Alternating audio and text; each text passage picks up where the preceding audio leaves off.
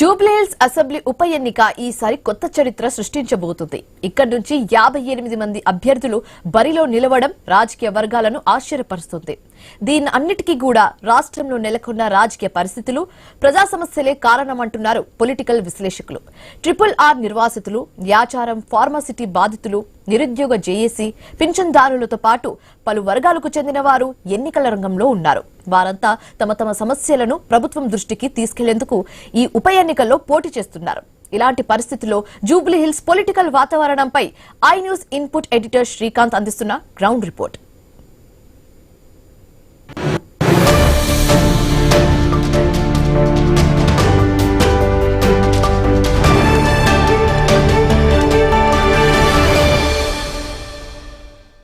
నమస్తే, welcome to I News Janagalam. Jubilee Hills నియోజకవర్గంలో pulse ఎట్లా ఉంది, అసలు ఈ హీట్ ఎట్లా ఉంది, ఎలక్షన్ లో ఎవరు గెలవబోతున్నారు, జీవన మరణ సమస్యలాగా అన్ని పార్టీలు తీసుకున్నాయి. ప్రస్తుతానికి మనం రేవంత్ నగర్ సర్కిల్లో ఉన్నాం. రేవంత్ నగర్ జంక్షన్ లో ఈ రోజు సాయంత్రం ఇక్కడ బీజేపీ బహిరంగ సభ జరగబోతుంది, కార్నర్ మీటింగ్ జరగబోతుంది. దానికి సంబంధించినటువంటి ఏర్పాట్లు కూడా చూస్తున్నాం.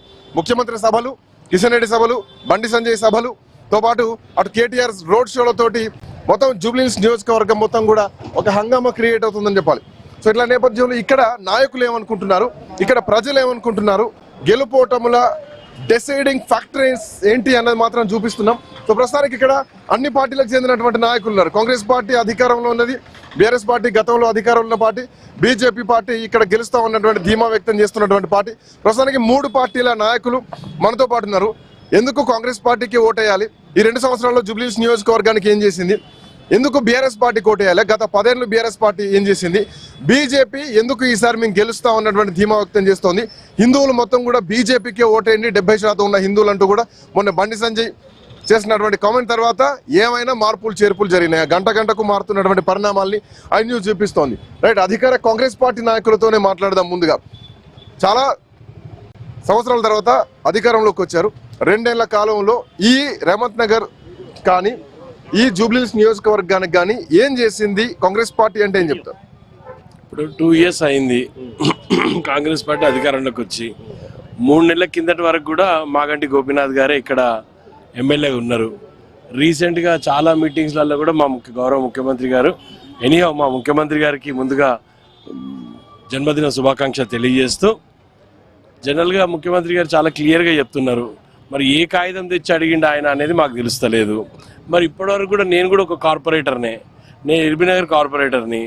మరి డివిజన్లో ఇప్పటివరకు కూడా అభివృద్ధి జరగకపోవడానికి కారణం ఏంది అనే దాన్ని కూడా మేము రీసెర్చ్ చేయాల్సిన అవసరం ఉన్నది. ఇన్నేళ్లుగా వాళ్ళే అధికారంలో ఉన్నారు. 10 సంవత్సరాలుగా కేటీఆర్ గారు ఉన్నారు, కేసీఆర్ గారు ఉన్నారు, మున్సిపల్ అడ్మినిస్ట్రేషన్ మినిస్టర్గా ఆయన ఉన్నారు. వీళ్ళందరూ ఉన్నప్పుడు జరగని అభివృద్ధి ఇప్పుడు ఎట్లా జరుగుతుంది వాళ్ళకు? ప్రజలకు ఎండ్ ఆఫ్ ద డే మేమైనా వాళ్ళైనా ఇంకోరైనా ఎవరి కోసము ఇదంతా చేస్తున్నది? కానీ ఇక్కడ మినిమం సమస్యలు, డ్రైనేజ్ సమస్యలు, కాలువల సమస్యలు, చెత్త తీసేపోవడాలు. సో దీనికి మాగంటికి ఏం సంబంధం? జిహెచ్ఎంసీ, హెచ్ఎండిఏ వాళ్ళ పనులు వాళ్ళు చేయాలి కదా. ఎక్కడ ఎమ్మెల్యే మాగంటి గారు? మాగంటి గారు జూబ్లీహిల్స్ ఎమ్మెల్యేగానే కదా. జిహెచ్ఎంసీలో చాలా ప్రతిష్టాత్మకంగా 3-4 ప్రాజెక్టులు తీసుకున్నారు. నేను కూడా అదే దాంట్లో సంబంధించిన వాటి ఎస్ఎన్డిపి అని, ఎస్ఆర్ఎంపి అని, సిఆర్ఎంపి అని, ఎస్ఆర్డిపి అని ఇట్లా 3-4 ప్రాజెక్టులు తీసుకున్నారు. ఎందుకు ఈ డివిజన్ నెగ్లెక్ట్ చేయబడింది? ఎందుకు జూబ్లీహిల్స్కి ఆ ఎస్ఆర్డిపి కానీ, సిఆర్ఎంపి కానీ, ఎస్ఎన్డిపి కానీ ప్రాజెక్ట్స్ రాలేదు? నాలా డెవలప్మెంట్లో భాగంగా ఈ ప్రాంతం ఎందుకు నెగ్లెక్ట్ చేయబడింది? ఈ ప్రాంతంలో దగ్గర రోడ్లు ఉన్నందున వైర్లు షిఫ్టింగ్కి ఇంత ఆలస్యం కావడానికి బలమైన కారణం ఏంది? మీ నెగ్లిజెన్సీ కాదా? మున్సిపల్ అడ్మినిస్ట్రేషన్ మినిస్టర్గా కేటీఆర్ గారే ఉన్నారు. ఇక్కడ అన్ని రోడ్ షోలు చేసినారు. 3-4 రోడ్ షోలు క్యాన్సిల్ చేయబడి. ఎందుకు క్యాన్సిల్ చేయబడినాయి? అక్కడ వైర్లు అడ్డు వస్తున్నాయని, అక్కడ డ్రైనేజ్ వంగుతుందని, ఈ రీజన్స్ తోనే 3-4 రోడ్ షోలు వాళ్ళకి క్యాన్సిల్ చేయబడినాయి. దానికి బలమైన రీజన్ ఏంది? మీరు చేయండి డెవలప్మెంట్ వల్ల. మేమొక్కరే అవస్థ పడతలేము. ఇక్కడికి ప్రాంతాల నుంచి ప్రచారంకి వచ్చిన డిఫరెంట్ పార్టీల కార్యకర్తలు కూడా, బీజేపీ అనుకోవచ్చు, టీఆర్ఎస్ అనుకోవచ్చు, వాళ్ళందరూ కూడా బురదలో నడవలేక ఎంత ఇబ్బంది పడుతున్నారు తెలుసా? మరి ఇదంతా కారణం ఎవరు? మేము 2 ఏళ్లలో మేమే అంటే ఎట్లా? మరి 10 ఏళ్లలో మీరేంది? మీ దగ్గర మళ్ళీ వస్తాను. భారతీయ జనతా పార్టీ నాయకులు కూడా మనతో పాటు ఉన్నారు. నందరెడ్డి గారు, రేవంత్ నగర్ డివిజన్ లో కాంగ్రెస్ పార్టీ గెలుపు ధీమా వ్యక్తం చేస్తోంది. మొన్న బండి సంజయ్ వచ్చేసి ముస్లింలు కాంగ్రెస్ పార్టీ కోటేయండి, హిందువులు మొత్తం 70% ఉన్న వాళ్ళంతా బీజేపీ కోటేయండి అని చెప్పిస్తున్నారు. బీజేపీ 25,000కు మించి ఓటు బ్యాంక్ సాధించేటువంటి అవకాశం ఉందా? ఇది ఒక ఉప ఎన్నిక. మోరోవర్ మీ నాయకులు సీనియర్ నాయకులు ఏమంటున్నారంటే మా కాన్సన్ట్రేషన్ బీఆర్ పైన ఉంది, ఇప్పుడు మేము తెలంగాణను కాన్సన్ట్రేట్ చేస్తలేమని చెప్పేసి సీనియర్ నాయకులు చెప్తున్నారు. బీజేపీ ఒక డైవర్షన్ పాలిటిక్స్ చేస్తుందా బీఆర్ఎస్ ఓటు బ్యాంకును దెబ్బ కొట్టడానికి? మీరు ఇక్కడ ఒక విషయం గుర్తుపెట్టుకోవాల్సినటువంటి ఒక మొట్టమొదటి విషయం ఏంటంటే మిగతా పార్టీలకు భారతీయ జనతా పార్టీకి చాలా తేడా ఉంటుంది. భారతీయ జనతా పార్టీ ఏదైతే చెప్పుతుందో అది చేసి తీరేటటువంటి ఒక పార్టీ భారతీయ జనతా పార్టీ. వేరే పార్టీలు కేవలం రాజకీయ అవసరం కోసమే అప్పటికప్పుడు అబద్ధాలు ఆడుతున్నటువంటి ఒక పార్టీలు వేరే పార్టీలు. రామ మందిర నిర్మాణం సాధ్యమవుతుంది అని చెప్పినటువంటి ఒక party Bharatiya Janata party. 370 article తీసేస్తామని చెప్పినటువంటి ఒక party Bharatiya Janata party. Triple తలాకును తీసేస్తామని చెప్పినటువంటి ఒక పార్టీ భారతీయ జనతా పార్టీ. జాతీయ స్థాయిలో ఉండేటువంటి అంశాలు జూబ్లీహిల్స్ లో ఇవి ఎంతవరకు ఎఫెక్ట్ పడుతుంది? నేను ఏమంటున్నా, జాతీయానికి వస్తున్నా. ఎందుకు చెప్తున్నా అంటే భారతీయ జనతా పార్టీ చెప్పినప్పుడు ప్రతిపక్ష పార్టీలు కానీ, అప్పుడున్నటువంటి ఒక అధికార పార్టీలు కానీ, అప్పుడున్నటువంటి ఒక కొన్ని మీడియా సంస్థలు కానీ పక్క నవ్వినటువంటి ఒక తీరు. కానీ ఈ రోజు సాధ్యమైనటువంటి ఒక విధానాన్ని చూసి ప్రజలు మెప్పుకోరి దేశంలో మూడోసారి అధికారంకి ఇచ్చినారు. మాకు బీఆర్ ఎలక్షన్తో పాటు ఈ ఎలక్షన్ గిట్ట చాలా కీలకమైనటువంటి ఒక విషయం. ఈ ఎలక్షన్లో పనిచేస్తున్నటువంటి ఒక కేంద్ర మంత్రులు కానీ, రాష్ట్ర నాయకులు కానీ, ఎమ్మెల్యేలు కానీ, ఎంపీలు కానీ ఒక్కొక్క వ్యక్తి ఒక్కొక్క బూత్కు ఇన్ఛార్జ్గా పోయి భారతీయ జనతా పార్టీ ఈ ప్రాంతాన్ని ఏ విధంగా డెవలప్ చేస్తామో స్పష్టమైనటువంటి ఒక హామీ ఇస్తున్నాం. ఎందుకంటే కాంగ్రెస్ వాళ్ళు చెప్పినట్టుగా 10 సంవత్సరాల కన్నా ముందు, ఈ 12 సంవత్సరాల కన్నా ముందు ఈ ప్రాంతాన్ని ఏ పార్టీ పాలించిందండి? కాంగ్రెస్ పార్టీ కదా. విచ్ఛిన్నం చేసినటువంటి ఒక కాంగ్రెస్ పార్టీ పునర్నిర్మాణం ఏ విధంగా చేస్తారు? పునర్నిర్మాణం చేసేటట్టుంటే నిర్మాణం చేసేటప్పుడే జాగ్రత్త పడేటోళ్ళు కదా. వాళ్ళు పునర్నిర్మాణం చెయ్యరు. కావున టీఆర్ఎస్ లకు మార్చి 10 సంవత్సరాల అధికారంలోకి ఇస్తే కనీసం ఎక్కడికక్కడ చెత్త కానీ, మోర్లు కానీ, అండర్ గ్రౌండ్ డ్రైనేజీ కానీ, లైట్లు కానీ, లేదంటే ఈ వైర్లు కానీ ఏ ఒక్క డెవలప్మెంట్ లేవు. సందులలో సైకిల్ మోటార్లు పోనేటువంటి ఒక పరిస్థితి, ట్రాక్టర్లు పోవు, ఆటోలు పోవు. అసలు ఇక్కడ పరిస్థితి జూబ్లీహిల్స్ నియోజకవర్గంలో గతంలో కాంగ్రెస్ పార్టీ ఓటు బ్యాంకా లేదంటే వ్యక్తిగత చరిష్మా ఓటు బ్యాంకా అనుకుంటే అజారుద్దీన్కి వచ్చినటువంటి ఓట్లు, అంతకుముందు ఎంఐఎం నుంచి పోటీ చేసినటువంటి నవీన్ యాదవ్కి వచ్చినటువంటి ఓట్లు నా దృష్టిలో ఇవి వ్యక్తిగతంగా వచ్చినాయని అనుకుంటాను. బట్ ఇప్పుడు కాంగ్రెస్ పార్టీ అధికారంలోకి వచ్చింది, వ్యక్తిగత ఓటు బ్యాంకును డైవర్ట్ చేసేటువంటి పరిస్థితిలో బీజేపీ ఉందా? పొన్నం ప్రభాకర్ అంటున్నారు గతంలో 20-25 వేలు వచ్చినాయి, ఈసారి 15,000తో కూడా ఎక్కువ డిపాజిట్ కూడా రాదు భారతీయ జనతా పార్టీకి అంటున్నారు. నేనేమంటున్నా, బీఆర్ఎస్ పార్టీ 10 సంవత్సరాల ఒరగబెట్టింది ఏం లేదు. ఈ కాన్స్టిట్యున్సీకి బయట కనిపించే జూబ్లీహిల్స్ వేరు, అంతర్గతంగా ఉన్నటువంటి ఒక జూబ్లీహిల్స్ వేరు. కాంగ్రెస్ పార్టీకి ఓటమి భయం పట్టుకున్నటువంటి ఒక కాంగ్రెస్ పార్టీ ఎలక్షన్ల డేట్ ఫైనల్ అయిన తర్వాత ముస్లిం ఓట్లను బుజ్జగించడం కోసం ఇక్కడ మంత్రి పదవి ఒక్క వర్గానికి, ఒక సామాజిక వర్గానికి, ఒక మతానికి కట్టుబెట్టినటువంటి ఒక తీరు ఈ ప్రాంతంలో జూబ్లీహిల్స్ లో ఉన్నటువంటి ఒక హిందూ జాతి మొత్తం ఆలోచన చేస్తున్నది. అంటే ఏ జాతికి పెద్దపీట వేస్తున్నది ఈ కాంగ్రెస్ పార్టీ. ఓటమి భయం పట్టుకున్నటువంటి ఒక హిందూ ముస్లిం అన్నటువంటి ఈ డీవియేషన్ లో బీసీ ఓట్లను చీల్చే ప్రయత్నం జరుగుతుందా? భారతీయ జనతా పార్టీలనే బీసీ నాయకత్వం ఎక్కువ ఉన్నది. బీసీ ముఖ్యమంత్రితోటి ఎలక్షన్లకు పోయినటువంటి ఒక భారతీయ జనతా పార్టీ కాంగ్రెస్ పార్టీ లాగా కనీసం బీసీలకు సముచిత స్థానం కలిపినటువంటి ఒక కాంగ్రెస్ పార్టీ బీసీల నినాదం ఎత్తుకున్నది. మరి ఆనాడు నువ్వు ఒకవేళ నిజంగానే కామారెడ్డి డిక్లరేషన్ ఏదైతే ఇచ్చినావో ఆ డిక్లరేషన్ ఇప్పటి వరకు బీసీలకు ఎందుకు ఫుల్ఫిల్ చేయలేకపోయినావు? నీతోటి సాధ్యం కాదనేటటువంటి ఒక విషయం ప్రజలకు స్పష్టత. ఎందుకంటే దాని కూడా చాలా డీప్ సబ్జెక్ట్ వెళ్ళాలి. బీఆర్ఎస్ పార్టీ నాయకులు కూడా మనతో పాటున్నారు. సో రాష్ట్ర వ్యాప్తంగా ఉన్నటువంటి BRS cadre, Congress cadre, BJP cadre మొత్తం కూడా దిగుతోంది. ఇక్కడ ఏం కనిపిస్తోంది? గ్రౌండ్ ఏం అబ్జర్వ్ చేస్తున్నాం? వైపు కేటీఆర్ రోడ్ షోలు నడుస్తున్నాయి, ముఖ్యమంత్రి రోడ్ షోలు నడుస్తున్నాయి, బండి సంజయ్, కిషన్ రెడ్డి అన్ని రోడ్ షోలు నడుస్తున్నాయి. ప్రజలు ఆల్రెడీ డిసైడ్ అయ్యారా? ప్రజలు ఎటువైపు ఉన్నారనుకుంటున్నారు?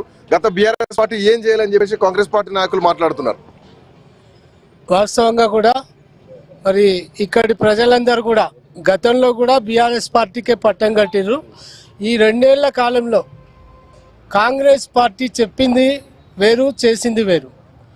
ఒక్క మాట మీద కూడా నిలబడలే. 6 గ్యారంటీలు కానివ్వండి, ఇవాళ ఫీజు రియంబర్స్, మరి అన్ని విద్యా సంస్థలు కూడా గోడు అంటుంటే ముఖ్యమంత్రి ఉద్యోగించాల్సింది పోయి మీ అంతు చూస్తా, మీరు ఎట్టెట్ట సంపాదిస్తారో నేను అన్ని పసిగట్టినా అని ఒక ఇక్కడ బీఆర్ఎస్ గెలుపు డిసైడ్ అయిందండి.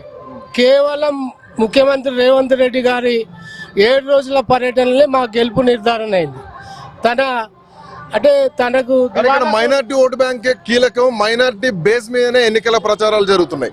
మైనార్టీలు మొత్తం కూడా గతంలో ఎంఐఎం తోటి ఉంటే ఎంఐఎం ఈ రోజు నవీన్ యాదవ్ తో ఉంది. Congress party vote bank minority vote bank ఒకటే. ముస్లింస్ అంటే కాంగ్రెస్, కాంగ్రెస్ అంటేనే ముస్లిం అని చెప్పేసి ఒక నినాదాన్ని తీసుకొచ్చారు. మీరు అన్నట్లు ఇందాక మీరే అన్నారు, నవీన్ యాదవ్ ఎంఐఎంకి వెళ్ళి పోటీ చేసినప్పుడు ఎన్ని ఓట్లు వచ్చినాయని చెప్పారు. మరి ఎంఐఎంఐ బలం ఉంటే ఎంఐఎం వాళ్ళు ముస్లింలందరూ కూడా ఆ రోజు నవీన్ యాదవ్ ఓట్లు వేస్తే ఎన్ని ఓట్లు వచ్చేటువంటి. వాస్తవంగా కూడా బీసీల జాబితాలో మైనార్టీలను కూడా చేర్చడం జరిగింది. ఏదైతే దివాలా కోరుతనం, మరి ఇందాక సోదరుడు అన్నారు కామారెడ్డి డిక్లరేషన్లో 42% బీసీలకు ఇస్తామని చెప్పడం జరిగింది. అందులో మైనార్టీలు కూడా ఉన్నారు. మరి బీసీలను మభ్యపెట్టి ఢిల్లీలో జంతర్ మంతర్లో, హైదరాబాద్లో జంతర్ మంతర్ చేసి చూమంతర్ అన్నట్లు దాన్ని వదిలేసిండ్రు. ఈరోజు అది మొత్తం బీసీ సమాజం గుర్తుపడుతుంది. ఇవాళ కాంగ్రెస్ పార్టీ చేసిన బీసీలకు చేసిన ద్రోహాన్ని తప్పకుండా ఎండగడతారు. ఈ రహమత్ నగర్ ఏరియాలో కూడా ప్రతి ఇంటికి వెళ్ళి అడిగినాం. నానా ఒక పెద్ద మనిషి నాకు చెప్పడం జరిగింది, వాళ్ళని కాంగ్రెస్ వాళ్ళను పలకరించిన కష్టమే, నమస్తే పెట్టిన కష్టమే, పెట్టకపోయినా కష్టమే. ప్రతిఘటన సినిమాల ఖాళీ చరణ్ లాకటోడు నవీన్ యాదవ్ అని ఒక పెద్ద ఆయన చెప్పిండు నాకు. ఒక గూండాయిజం నడుస్తుంది, ఒక రౌడీయిజం నడుస్తుంది. మేము లోపల ఉండి ఓటేస్తాం నాయన, బయటికి చెప్పాం. ఆయన ఇక్కడ మేము అందరం కూడా డిసైడ్ అయినాం కాంగ్రెస్ పార్టీ. మరి అందరు పెద్దమ్మలు ఎక్కడ పోయినా మాకు 2500 రాలే, తులం బంగారు రాలే, మరి మా పిల్లలకు స్కూటీలు రాలే, మాకు కంప్యూటర్లు రాలే, ఎవ్వరికి ఏం చేయలే. మళ్ళీ వచ్చి అడుగుతున్నారు. కాంగ్రెస్ పార్టీకి ఓటేస్తామని ధైర్యంగా ఎందుకు చెప్పలేకపోతున్నారు? ఒక భయంలో ఉన్నారా? నవీన్ యాదవ్ అంటే ఒక భయం క్రియేట్ అయిందా? మళ్ళీ చెప్తే ఏమన్నా మాకు ఐదేమో లోకల్ ఉంటారన్నటువంటి భయం ఈ జూబ్లీ సెగ్మెంట్ లో, రేవంత్ నగర్ సెగ్మెంట్ లో ఏమన్నా క్రియేట్ అయిందా? ఇప్పుడు మన మిత్రుడు చెప్పాడు, మా అన్న సోదరుడు ఏమనంటే ముస్లిం ఓటు బ్యాంకు మలుపుకుంటందుకే హజారుద్దీన్కి మంత్రి పదవి ఇచ్చారని. రాజస్థాన్లో గత పరిపాలనా కేంద్ర ప్రభుత్వం పార్లమెంట్ బై ఎలక్షన్లో 5 రోజులు క్యాండిడేట్కే మినిస్టర్ పదవి ఇచ్చారు. అది గుర్తుంచుకోవాలి సోదరుడు. రెండవది ఇంకోటి ఏంటంటే ఈ సోదరుడు చెప్పిండు, ఇప్పుడు ఇక్కడ ఏం చెప్పిండు, ఇచ్చిన 6 గ్యారెంటీ అమలు చేయాలని. సన్నబియ్య పథకం అమలయ్యింది. 200 యూనిట్ల లోపు యూనిట్ కరెంట్ బిల్లు ఫ్రీ వస్తుంది. కరెక్ట్ వస్తుంది, కానీ ఓటు అయిపోతే అవన్నీ బంద్ చేస్తా ఉంటుంది కదా ముఖ్యమంత్రి. ఇప్పుడును అవన్నీ బంద్ చేసేది కేసీఆర్. ఏమనంటే మాకు ఓటు వేయకుండా రైతు బంద్ చేస్తామని పేపర్లు చూసినాం, టీవీలలో చూసినాం. కాంగ్రెస్ పార్టీ ఏంది, ఆ రోజు ఇందిరాగాంధీ గారు ఎత్తుకునే నినాదం ఏంది, బేటీ బచావో గరీబ్ హటావో అన్న నినాదం ఎత్తుకుంది. ఆ రోజు నుంచి ఈ రోజు రాకు కూడా కాంగ్రెస్ పార్టీ పేదల పక్షాన, ఎస్సీ ఎస్టీ బడుగు బలహీన వర్గాల పక్షాన ముందుంటుంది. కానీ ఏ వర్గానికి ఒకటి చెంది ఏ వర్గానికి నిన్న సోదరుడు ఒక యూట్యూబ్లో చూసిన ఏమని చెప్పిందంటే, బండి సంజయ్ గారి ఏరియాకి వచ్చి అన్నా నేను గెలిస్తే పెద్దమ్మ కూడా పెద్ద డెవలప్మెంట్ చేస్తానా, అది చేసి ఇది చేస్తా అన్నాడు. ఆ సోదరుడు మాట్లాడితే వాస్తవమైన మాట తెలిసింది. ఆ సోదరుడు ఏం చెప్పిండు, అన్న 10 ఏళ్ల నుంచి కేంద్ర మంత్రి కిషన్ రెడ్డి గారు ఎంపీగా ఉన్నటువంటి, సికింద్రాబాద్ ఎంపీగా ఉన్న పార్లమెంట్ సభ్యుల ఈ నియోజకవర్గము ఆ పార్లమెంట్ పరిధిలోది.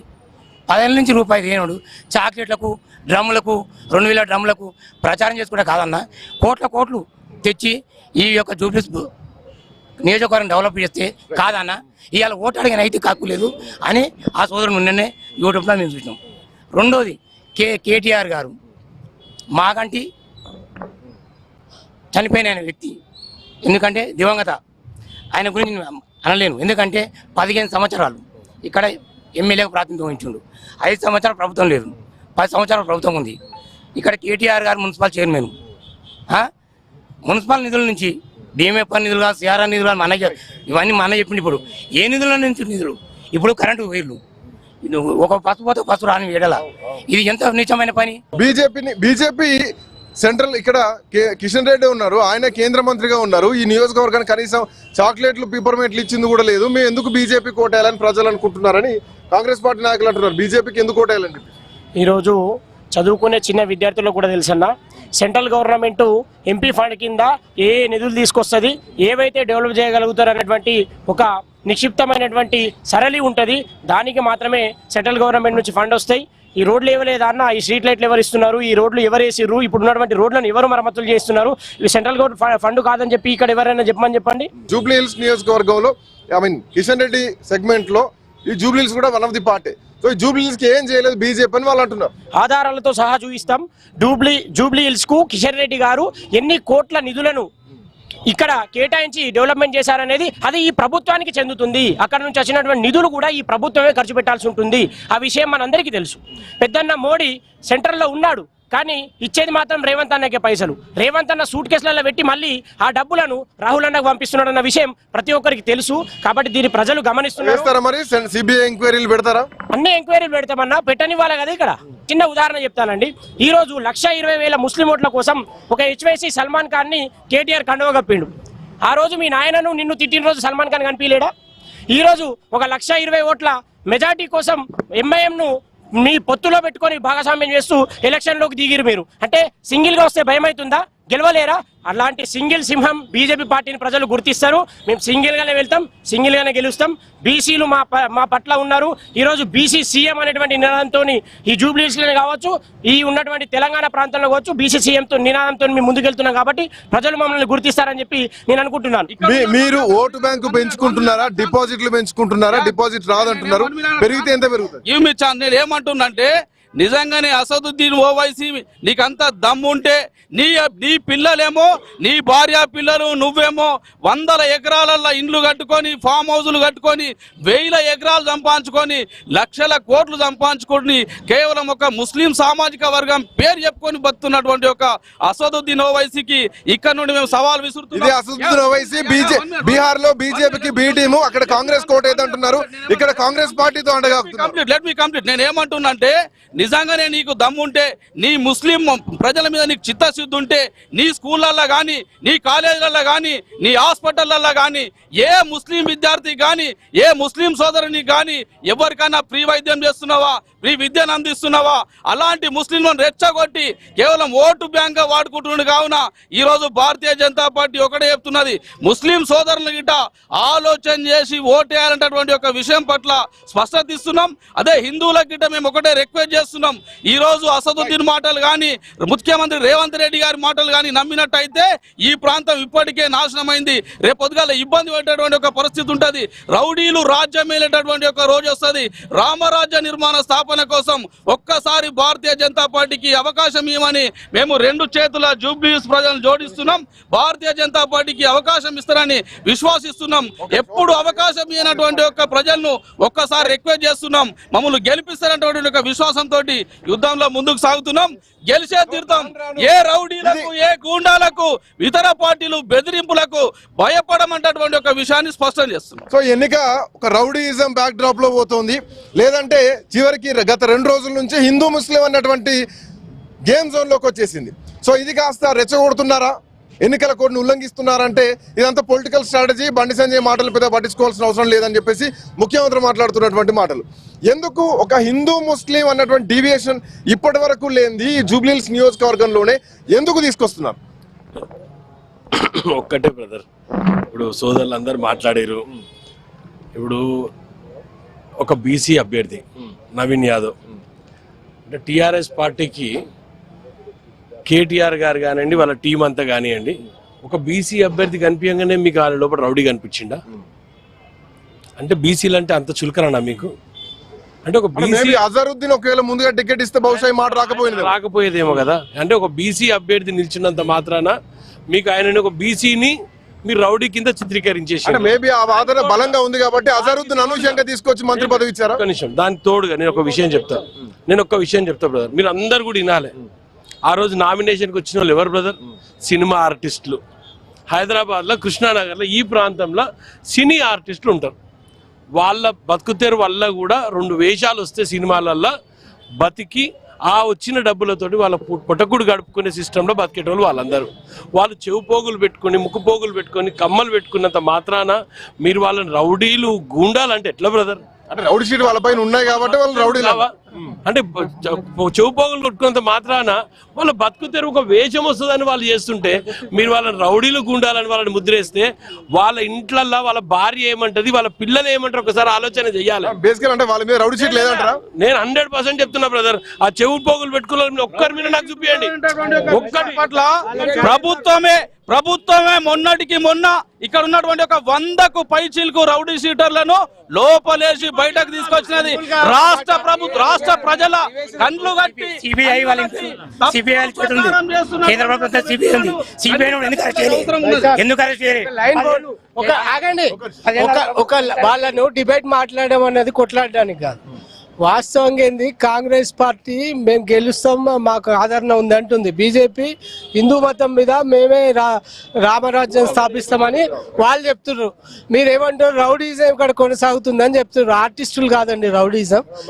చిన్న శ్రీశైలం యాదవ్ గారిని బైండ్ ఓవర్ ఎందుకు చేసిర్రు? శ్రీశైలం యాదవ్ గారిని బైండ్ ఓవర్ ఎందుకు చేసిర్రు? రౌడీలను పైల్మాన్లనే బైండ్ ఓవర్ చేస్తారు, ఆర్టిస్టులను చేయరండి. చెప్పండి ఎందుకు ఆ తండ్రి బ్యాక్గ్రౌండ్ రౌడీ షీట్ ఉంది కాబట్టి మీకు రౌడీలు కనపడుతున్నారా? బీసీ నాయకత్వం అంటే రౌడీ నాయకత్వమా? మీరు ఎందుకు ఆ విషయం తీసుకుంటున్నారు? అంటే నేనేమంటున్నా, బీసీలు అంటే రౌడీలు కాదు, కానీ జూబ్లీస్ అంటేనే ముస్లింలు అన్న ప్రశ్న కూడా వస్తుంది కదా. 100% చెప్తున్నా. 3 లక్షల మంది ఉన్నారు కదా ఓటర్లు, ఈడ హిందూస్ 3 లక్షల మంది ఉన్నారు, 1,00,000 మంది ముస్లిం ఓటర్లు ఉన్నారు కదా. నేను రెఫరెండం అంటున్నాడు కదా, నేను సంజయ్ గారు అంటున్నా కదా. నేను ఒకటే అడుగుతున్నా బ్రదర్, సిన్సియర్ అడుగుతున్నా, నిజంగా ఈ ప్రాంతంలో మీరు ఓడిపోతే మీకు హిందూస్ మీ ఎంబడలేరని ఒప్పుకుంటారా? ఈ ప్రాంతంలో మీరు ఓడిపోతే బండి సంజయ్ గారు కానీ బీజేపీ పార్టీ ఓడిపోతే చీలుస్తున్నారా? జూబ్లీస్ ని హిందూ ముస్లిం లాగా చీలుస్తున్నారా? బీసీ డైవర్షన్ జరుగుతుంది. డెవలప్మెంట్ మీద కావాలా, వేరే దాని మీద కావాలా? తీపి మనం ఒక కేసు పట్టుకరా. చిన్న శ్రీశైలం యాదవ్ మీద రౌడీ షీటర్ కేసులు ఉన్నాయా లేదా? బైండ్ ఓవర్ ఎందుకు చేసిండ్రు? గుడి కోసం బైండ్ ఓవర్ ఎందుకు చేసిండ్రు? అదే అడుగుతున్నాం. బీసీలని మాట్లాడతారా? ఈ విధంగా అంటే పొట్ట కొడు కోసం చౌపోగులు పెట్టుకుంటే వాళ్ళని రౌడీలే మాట్లాడతారా? డిపాజిట్ కూడా రాదు ఇక్కడ. ఇక్కడ పాయింట్ ఏంటంటే, ఒకటి నవీన్ యాదవ్ మీద కేసులు ఉండొచ్చు కాక, కేసులు అనేది సర్వసాధారణం ఉన్నాయేమో, కానీ వాళ్ళ తండ్రి మీద రౌడీ షీట్ ఉంది కదా. సో తండ్రి నేపథ్యంతో కొడుకును ఎందుకు శంకించొద్దు అన్నది వాళ్ళు చేస్తున్నారు. మీరే నేను ఒకటే చెప్తా, ఏది ఏమున్నా సరే ఒకటి మాత్రం మీరు గుర్తుపెట్టుకోండి, ఏ మనిషిని కూడా బద్నాం చేసి వదిలేస్తామంటే తప్పు. నేనేమంటున్నా, ఎవిడెన్సెస్ పట్టుకురండి అంటున్నా. ఎవిడెన్సెస్ పట్టుకురమ్మనండి. ఎవడు కాదంటాడు? ఎవిడెన్సెస్ పట్టుకురమ్మని అంటున్నా. నేను కాదన్నానా? మీకు కావాల్సింది డెవలప్మెంట్ కాదు, చీలిక. పొద్దున్న లేదా చీలిక కావాలి. అరే నేను అదే అంటున్నా బా, మీరు రికార్డు తీసుకురా అంటున్నా కదా. రౌడీజం టిఆర్ఎస్ పార్టీ గంతేదిన్నది, కాంగ్రెస్ పార్టీ గంతేదిన్నది. ఎలక్షన్లు రాగానే ముస్లింలు అడ్డం పెట్టుకొని గెలుస్తున్నటువంటి ఒక ఇప్పుడు ఎందుకు ముఖ్యమంత్రి ఎందుకు ఆల్ ఆఫ్ సడన్ గా కాంగ్రెస్ పార్టీ ఒక సెక్యులర్ పార్టీ ఈ రోజు ఎందుకు ముస్లింలకు పరిమితం చేసుకున్నారు జూబ్లీస్ లో? ముఖ్యమంత్రి ఇచ్చిన స్టేట్మెంట్ వాళ్ళొక్కరితో పాటు అందరు వేస్తేనే మేము వెనుకోబడతాము. ఎవరైనా సరే, ఏ పార్టీ అయినా సరే. నేను ఒకటే చెప్తా బ్రదర్, ఇక్కడ పార్లమెంటేరియన్ ఎవరు? కిషన్ రెడ్డి గారు పార్లమెంటేరియన్. 10 సంవత్సరాలుగా ఆయన మినిస్టర్ కదా. ఆయన మినిస్టరా కాదా? ఈరోజు మూసీ డెవలప్మెంట్ మీద, హైదరాబాద్ డెవలప్మెంట్ మూసీ కోసము ఒక తట్టాడు పైసలు తీసుకురాకపోతారు కదా. ఎట్లకెళ్ళి డెవలప్ చేస్తాము? ఏ విధంగా మీరు ₹1 తెస్తున్నారా? హైదరాబాద్ లో 8 మంది ఎంపీలు బీజేపీ పార్టీకి ఉన్నారు, 8 మంది ఎమ్మెల్యేలు బీజేపీ పార్టీకి ఉన్నారు. సెంట్రల్ నుంచి ₹1 తెచ్చిన సిచ్యువేషన్ చూపిరు నాకు. I will resign my post. ఖచ్చితంగా రిజైన్ చేస్తా. ₹1 తెమ్మాను, ₹1. నా ఛాలెంజ్ యాక్సెప్ట్ చేయండి మీరు. ₹1. నేను హైదరాబాద్ లో ఒక కార్పొరేటర్ గా చెప్తున్నా, హైదరాబాద్ లో ఒక కార్పొరేటర్ గా క్లియర్ గా చెప్తున్నా బ్రదర్, రమ్మని నాతో డిబేట్ చేయమని. ఎవరు వస్తారో రమ్మని. మీ ముందే ఉన్నారు. సవాల్ నేనేమంటున్నా, రేషన్ బియ్యం మాయి, లైట్లు మాయి, సీసీ రోడ్లు మాయి, ఆయుష్మాన్ భారత్ మాది, ఆరోగ్యశ్రీకి వచ్చేటటువంటి ఒక నిధులన్నీ మాయి, ఇక్కడ ఉన్నటువంటి ఒక పెన్షన్ స్కీమ్ లో 80% మాది. ఈ రెండు పార్టీలు మతాల ఆధారంగా, కులాల ఆధారంగా విభజించి పాలిస్తే భారతీయ జనతా పార్టీ ఈ దేశంలో శ్మశాన వాటికలు తీసుకొచ్చి ఏకదాటి నిర్మాణం చేస్తున్నారు. తెలంగాణ బిడ్డలు కడుతున్న ట్యాక్సెస్ కావా? ఈ తెలంగాణ బిడ్డలు కడుతున్న ట్యాక్సెస్ కదా దేశవ్యాప్తంగా మన ఏమంటున్నారు శ్రీకాంత్ గారు, జనరల్ గా కిషన్ రెడ్డి గారి గురించి గాని వేరే నాయకుల గురించి గాని మాట్లాడినప్పుడు కిషన్ రెడ్డి గారు వచ్చినటువంటి ఒక తీరు వేరు, వేరే నాయకులు వచ్చినటువంటి ఒక తీరు వేరు. అట్టడుగు స్థాయి నుండి ఒక ఆఫీస్ లో పనిచేస్తున్నటువంటి ఒక వ్యక్తి, సిద్ధాంతాల కట్టుబడి పనిచేసినటువంటి ఒక వ్యక్తి, అంచెలంచెలుగా కేంద్ర మంత్రి ఇవాళ కాంగ్రెస్ బీజేపీ చీకటి ఇంట్లో స్నేహం చేస్తుంది.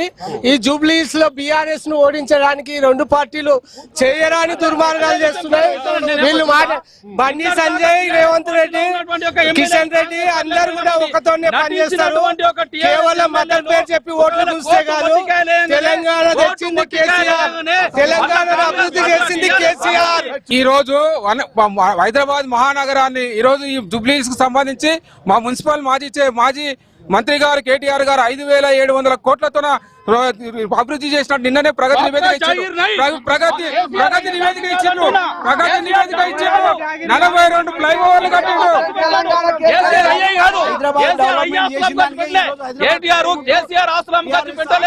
ఈ ప్రాంత ప్రజల హక్కు, ఈ ప్రాంత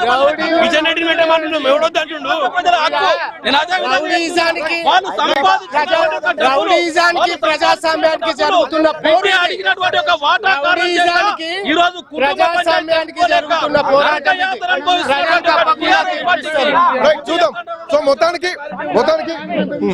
కేసీఆర్ గారు ఫస్ట్ కవితక్కకు కేటీఆర్ గారికి ఆస్తుల పంపకం చేయమనండి. ఆస్తుల పంపకం చేసిన తర్వాత మళ్ళీ పార్టీని గెలిపిమనండి. ఇంతకు ఏం కావాలా మీకు?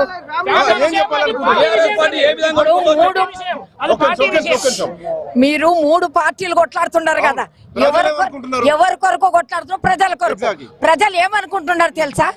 10 ఏళ్ల నాడు కష్టపడి తెలంగాణ తెచ్చి అన్ని విధాల ఎవరు మాట్లాడకండి, తల్లిదండ్రులు గాని, పిల్లలకు గాని, తర్వాత వికలాంగులకు గాని, కాళహస్తి గాని ప్రతి ఒక్కటి చేసిండ్రు. 10 ఏళ్ల లోపల పరిపాలన అన్ని చేసిండ్రు.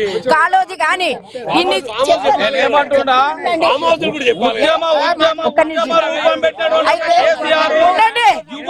నేనేమన్నా మీరు అమ్మ దూరం నుంచి వచ్చింది, ఒకసారి మాట్లాడి.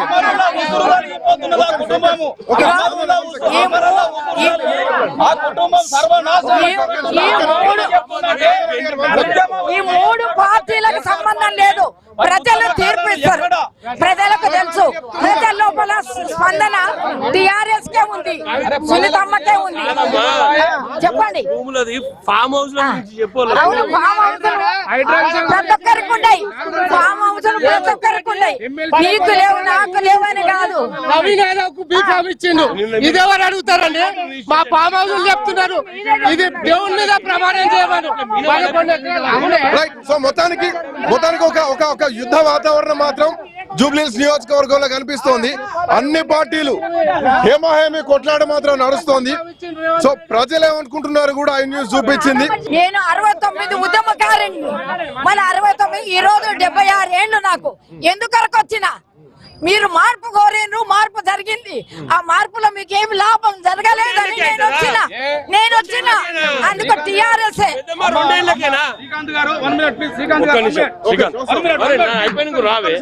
మాట్లాడు. నేను ఒకటే క్లియర్ గా చెప్తున్నా, ప్రజలందరూ ఆలోచన చెయ్యాలి. బర్రె గడ్డేసి దున్నపోతుకు పాలు పిండితే వస్తాయా? ఒకసారి ఆలోచన చేయరి. ఇది నేను చెప్పే డైలాగ్ కాదు, ప్రపంచవ్యాప్తంగా అందరు చెప్పే డైలాగ్ ఇదే. ఈ రోజు గవర్నమెంట్ కాంగ్రెస్ పార్టీ ఉంది. రోడ్ వేయాలన్నా, మోర్ వేయాలన్నా, డ్రైనేజ్ కట్టాలన్నా, ఇన్ని స్ట్రీట్ లైట్ వేయాలన్నా, వైర్లు చేంజ్ చేయాలన్నా కూడా పాలు వస్తే నమ్మకం లేదు కదా. అదే ముఖ్యమంత్రి పాలు వచ్చేది. 2 సంవత్సరాలు అయింది. 10 సంవత్సరాలు చేయను అని మీరు ఎవరు అడగరు. 2 ఏళ్ల నుంచి మమ్మల్ని అడిగితే ఎట్లా? ఇప్పుడు ఖచ్చితంగా 12 సంవత్సరాలు ఆయన్నే ఉండే కదా. ఇప్పుడే కదా మాకు అవకాశం వస్తుంది జూబ్లీహిల్స్ పైన. రాబోతున్న అవకాశాన్ని ఖచ్చితంగా మేము నవీన్ యాదవ్ ఈ ప్రాంతంలో డెవలప్ చేస్తాడు. నేను మరొక్కసారి అన్ని పార్టీల విజ్ఞప్తి చేస్తున్నా. నా సిన్సియర్ అడ్వైస్, బీసీలు అంటే రౌడీలు కాదు, ఇది ఒక్కటి గుర్తుపెట్టుకొని మీరు ముందుకు పోండి. Thank you. నేనేమంటున్నా, టీఆర్ఎస్ పార్టీ ఇచ్చినటువంటి ఏ ఒక్క హామీ నెరవేర్చని కారణం చేతనే 10 సంవత్సరాలు చూసినటువంటి ప్రజలు గద్దెదించినారు. దళితులకు 3 ఎకరాల భూమి ఇయ్యలే, దళిత ముఖ్యమంత్రి ఇయ్యలే, దళిత బంధు ఇయ్యలే, గిరిజన బంధు ఇయ్యలే, బీసీ బంధు ఇయ్యలే, KG to PG విద్య రాలే, డబుల్ బెడ్రూమ్ రాలే.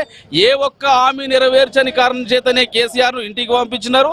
కాంగ్రెస్ పార్టీ గిట్ట ఇచ్చినటువంటి హామీలు ఏ ఒక్క నెరవేర్చలేక డబ్బులు లేవని మొరో అని మొత్తుకుంటున్నటువంటి ముఖ్యమంత్రి, వింత కోతిలాగా మాట్లాడుతున్నటువంటి ముఖ్యమంత్రిని చూసి ప్రజలు నవ్వుకుంటున్నారు. కావునే భారతీయ జనతా పార్టీ విజయానికి పునాది ఇక్కడ నుండే స్టార్ట్ అవుతుంది. రేపు రాబోయే GHMC ఎలక్షన్లు కానీ, సర్పంచ్ ఎంపీటీసీ కానీ రాబోయే రోజుల్లో భారతీయ జనతా పార్టీ అధికారంలోకి వస్తున్నటువంటి విశ్వాసాన్ని వ్యక్తం చేస్తారు. ఫైనల్ గా మేము చెప్పేది ఒకటే అండి, ప్రజలు అందరూ కూడా ఈ రోజు ఈ రాజకీయ పార్టీలు చేసేటువంటి కుట్రలు కుతంత్రాలను చూస్తున్నారు. ఈరోజు బీఆర్ఎస్ పార్టీ చేసినటువంటి కుట్రలు కుతంత్రాలు, ఓట్ల కోసం ఒక ఖైదీగా ఉన్నటువంటి నేరస్తుని, ఒక మైనర్ బాలికపై అత్యాచారం చేసినటువంటి వారిని ఈరోజు పార్టీలో చేర్చుకోవడం జరిగింది.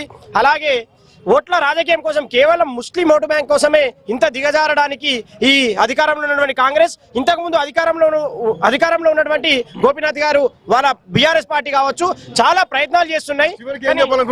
గెలుపు కోసం ప్రజలను ఈ విధంగా మభ్యపెట్టడానికి మీకు ఏం హక్కు ఉంది? ఎందుకోసం ఈ విధంగా ప్రజలను మొత్తం ఇబ్బంది పెడుతూ దిగ్భ్రాంతికి గురి చేస్తున్నారు? కాబట్టి అంటే గెలుపు మీకు ఎంత ముఖ్యమనేది అర్థమవుతుంది. కాబట్టి ప్రజలు ఆలోచన చేస్తారు. 100కు 100% జనాలందరూ ఆలోచన చేసి ఆలోచనతో బీజేపీకి ఓటేస్తే ఖచ్చితంగా అభివృద్ధి జరుగుతుందని చెప్పి నేను కోరుకుంటున్నాను. జై శ్రీరామ్, జై మోడీ, జై బీజేపీ. సో మొత్తానికి జూబ్లీహిల్స్ నియోజకవర్గ ఉప ఎన్నిక చాలా వాడి వేడిగా నడుస్తోంది. సో ఇప్పటి వరకు అభివృద్ధి నిధుల మీద జరిగినటువంటి ఎన్నిక ఇక ఒక ఓటు అడుగుతున్నాం ఒక్కసారి నమ్మండి అని ముఖ్యమంత్రి చెప్పేటువంటి పరిస్థితి. మరోవైపు రాష్ట్రంలో ఉన్నటువంటి అన్ని పార్టీల నాయకులంతా కూడా జూబ్లీహిల్స్ ఉప ఎన్నికలో ఈ నియోజకవర్గాన్ని చేరుకుంటున్నారు. వాళ్ళ ప్రచారాలు చేస్తున్నారు. బట్ ప్రజా తీర్పు ఎట్లా ఉండబోతోంది? ఈసారి కాంగ్రెస్ పార్టీకి జూబ్లీహిల్స్ లో అధికారం వచ్చేటువంటి అవకాశం ఉందా? ప్రజలు పట్టం కట్టే అవకాశం ఉందా? బీఆర్ఎస్ పార్టీ గెలుపు ధీమా వ్యక్తం చేస్తోంది. భారతీయ జనతా పార్టీ ఖచ్చితంగా మేము రేసులో ఉన్నామంటోంది. కాంగ్రెస్ పార్టీ ఒకసారి నమ్మండి అని మాట్లాడుతుంది. ప్రజలు ఎవరు నమ్మబోతున్నారు, ఎవరికి పట్టం కట్టబోతున్నారు 14వ తారీఖు వరకు ఎదురు చూడాల్సిందే. కెమెరామెన్ సుధాకర్ తో శ్రీకాంత్, ఐ న్యూస్, జూబ్లీహిల్స్ నియోజకవర్గం, రెహమత్.